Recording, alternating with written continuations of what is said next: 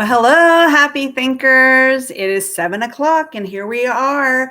My name is Melissa and I am the creator of Think Me First and Rock Your Vibe Apparel.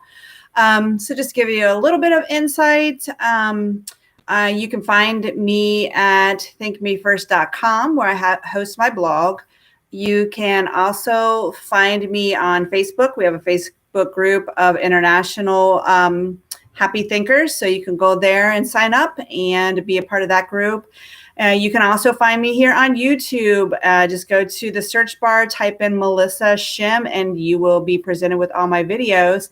And if you could, please, please, please subscribe. I'm trying to get 100 subscribers, and then I can use my personal URL or Thank Me First so we can be found easier. And then you can also find me at Rock Your Vibe Apparel. It's at rockyourvibe.com. And that's where I create designs of high inspirational designs for high vibration signs or, shirts that have a positive vibe and a positive message to them. So stop by there and let me know what your favorite design is. Or if you have an idea, let me know and I'll see what I can create. But anyways, that's just a little bit about me. So let's get to you. Today, we are going to talk about self-love. So if you like this, please give me a thumbs up at the end and then hit the subscribe button and then hit that notification bell and you will be notified every time I upload a video, which is every Wednesday at 7 p.m. Eastern Standard Time. Okay. Without further ado, let's get started with WTF, also known as Wednesday Thought Forum, and we are shooting episode number 63. Can you believe it? 63. And I know some of you out there have been watching every single one of these since we started, and love you guys, and thank you very much for that. Okay, so again, self-love. I'm going to talk about 5 ways that you can start yours today. And again, these 5 ways are just going to be 5 simple steps that I started out with when I started this whole process or this blog for Think Me First. So there's going to be many, many ways that you can accomplish self-love, but I'm just going to kind of get the brain juices started for you. So think about yourself, today's world, super crazy, super fast, right? We all need to take a break for ourselves, but have you even thought about doing that? Some of us take maybe a vacation or 2 vacations out of the whole year, but is that fair to us? You need to discover what makes you happy. You want to discover, your brand or what makes you you. Because sometimes you can get lost. If you have kids, you lose your identity because you do everything for your kids. Or if you have a successful spouse or significant other or something, you can get lost with that because they have their own thing and you really don't have anything because you focus all your time into family or whatever. So you don't want to lose sight of that. And that's how you can kind of develop who you are or your identity through self-love. And that's what we're going to talk about. So ask yourself a question. What makes you tick? What makes you happy? Some people can't answer that, or some people really have to think hard to find an answer to that. So a little bit of background about me. I'm a mother of 5. I have a blended family, so I have 3 kids of my own, and my husband has 2 kids. So 5 teenagers. Yes, 5 teenagers. So ages 13 to 21. So, we are super busy between the 2 of us. We're going to appointments, we're going to games, we're going to work, and then, they have a practice over here, and then someone else has to be here to meet a friend. We're just all over the place. And, if I get time, I might even be able to talk to my spouse every once in a while. Don't know, but you know how it is, right? We all get caught up in this.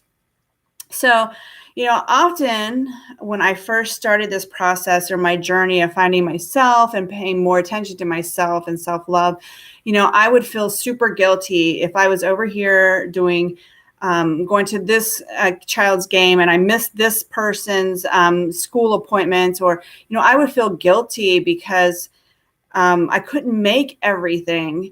And everyone knows you can't be 2 places at once, duh, right? But I would feel guilty anyways. Does that mean that doesn't even make sense? But it happens, and I'm not the only one. I guarantee I'm not the only one out there that has experienced that or still does. Sometimes I would find myself not wanting to attend functions with my husband, or wouldn't want to go to family gatherings because I was just super tired. I was stressed and overwhelmed with everything that had to be done, which is within my family. And then again, not every one of you know my background story, but, for the longest time, for numerous years, I was in a toxic marriage, and was a victim of mental and verbal abuse. Got out of that though, and this was one of my first blog posts that I wrote, what we're talking about tonight. It was a great therapy for me to start this blog, and that's why I started the blog. But even traumatic events like that can be toxic on someone and very taxing on their soul, and, just drain you to the core. So does any of this sound like you? I mean, have you been caught up in work where you neglect maybe family or seeing friends or something because you're so caught up in work, or you're so caught up in your kids that you forget to take care of yourself? Or you've had a traumatic event that's overtaken your life, and you don't make time for yourself to heal from that. These things don't make you a bad person. Everyone has gone through them at one point or another. Many people, again, lose sight of the things that really matter. And I'm a firm believer that if you can't take care of yourself, you can't really take care of others. So self-love is so important. And the other thing is, no one's going to take care of you. So better than you can take care of yourself, okay, if you're in the right mindset. So we need to just get rid of all these social pressures and focus on ourselves and what's best for us. Again, I was one of these people, and from time to time, I still fall back into those habits. It takes time. All right. So I then found self-love. Didn't even know what it was. Didn't even, for years, didn't know what it was, didn't practice it, didn't do it. And it's going to be different for everyone. Like self-love for me was, a combination of happiness, finding that inner peace, understanding who I was, my feelings, my limitations. It's going to be different for everyone. For someone else, it may be, if they're single, maybe it's just treating themselves to, we talked about the five love languages a couple of episodes ago. And, we were talking about how we have those love languages and we give them to our others or let them know so that they're aware of what makes us tick.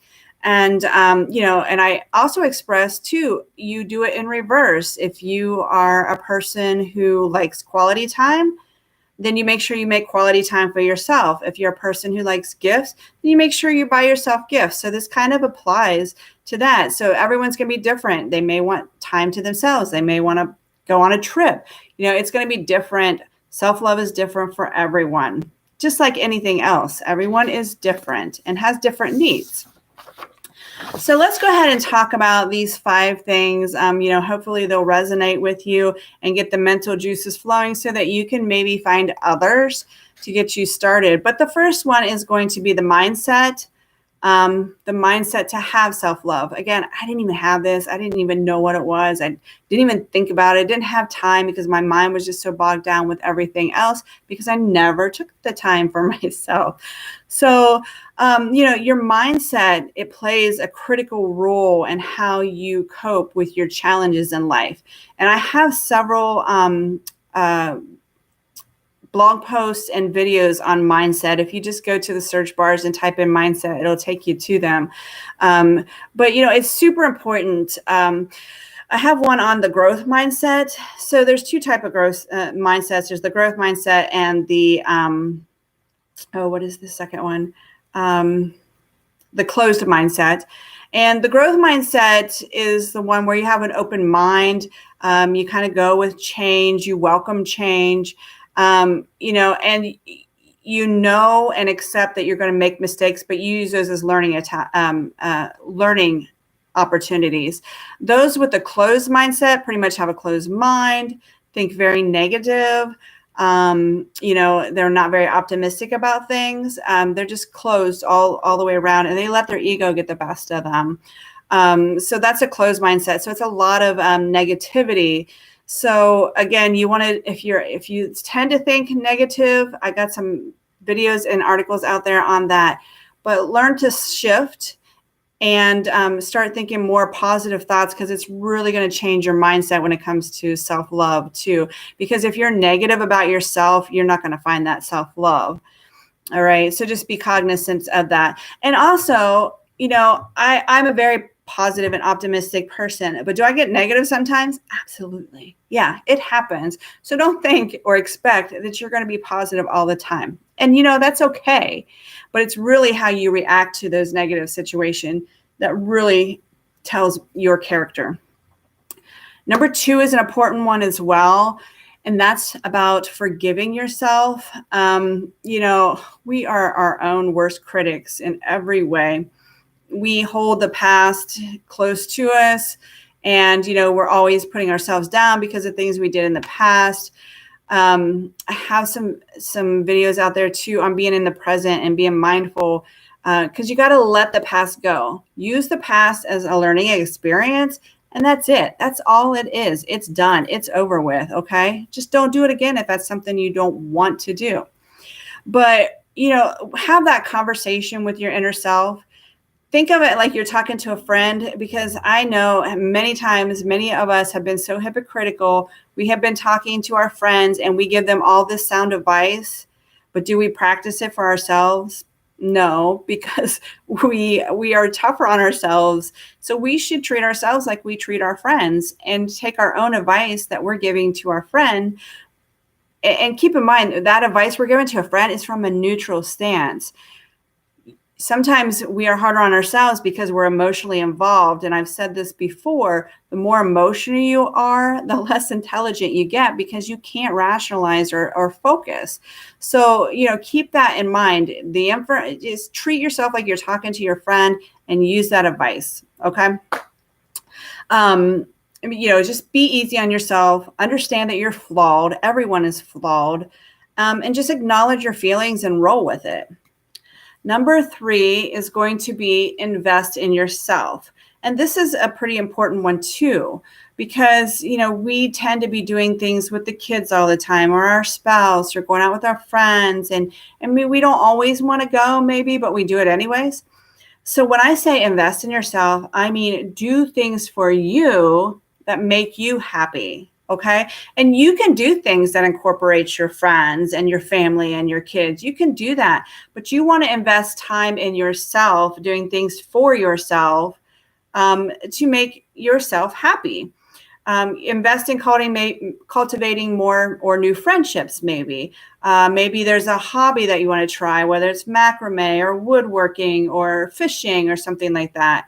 Maybe you just want to relax in that, and that's time that you want to invest in yourself. Grab a book and go out to the beach, or, things like that. Whatever it is, just do whatever makes you happy and relieves your stress. Okay. And then think about this too. Every once in a while, kind of get out of your comfort zone and try something different. If you're scared of heights, maybe you go zip line. Or maybe you want to write a book, but you don't think your writing skills are good. So you try and you write a book, whether it's an ebook or something.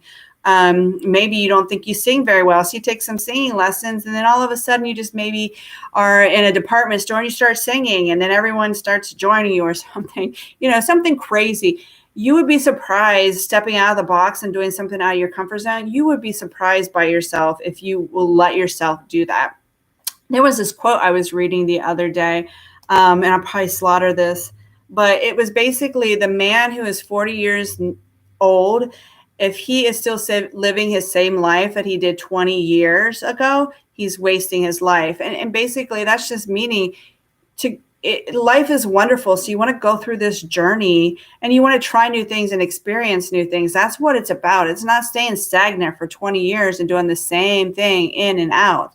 I mean, if you want to live life to the fullest, you will step outside your comfort zone. And again, you're going to be so surprised with some of the things that you do. Okay, number 4 is to build up your self-esteem, your confidence, and your self-worth. There's probably more things that go into that too, but those were the three that I have in mind. So you want to love yourself. You want to feel proud of who you are and the things that you do. That's self-love. You know, I stress this many a times. If you have children or a spouse or older people or even younger teenagers or something, if they see you believing in yourself and being self-confident and know that your self-worth, they know just by the way you're presenting yourself that you are important and you're valuable. And that's going to carry over into their lifestyles too, because believe me, people are watching and people are very judgy. So, you know, if they see you promoting yourself with confidence and self-esteem and self-worth, they're going to follow in your footsteps. And hopefully, you know, this will just trickle down to even people you don't know. So it's very important that you build yourself up, because again, it's not just for yourself, but you have little ones watching you and teenagers watching you, and you know, just be a role model to them. Okay. And a lot of that is, again, just making good decisions for yourself. And then it's going to carry over into their lives. Again, you could be a stranger walking on a street. If they see you walking an elderly lady across the street, that may have an impact on them. And then they may do that. And they don't even know you. You know, it's just simple things like that. I have an article on acts of kindness. You can read that. And, you know, just doing something simple like that for a stranger, it may carry on. You never know. So lastly, number 5 is positive vibes.